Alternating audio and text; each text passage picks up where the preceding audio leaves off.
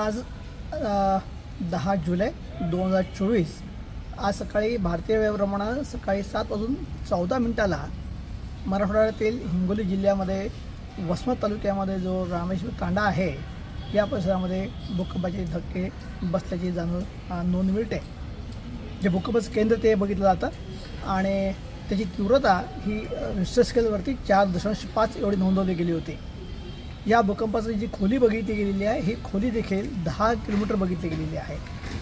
गेल्या काही वर्षांचा आपण अनुभव बघितला असेल तर आपण हिंगोली जिल्ह्यामध्ये कळमुरी, आखाडाबाळपूर, वसमत या परिसरामध्ये भूकंपाची मालिका दिसते। औंढा तालुक्यात देखील दिसते आहे।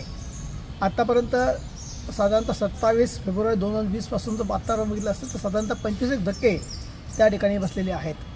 यातील कमीत कमी धक्का जो आहे हा 1.5 रिश्टर स्केलचा, तर आजचा आणि 21 मार्च रोजी बसलेला धक्का जो आहे हा 4.5 रिश्टर स्केलचा बघितला गेलेला आहे। यामध्ये जी वाढ होताना दिसते आहे ही नक्कीच चिंताजनक आहे।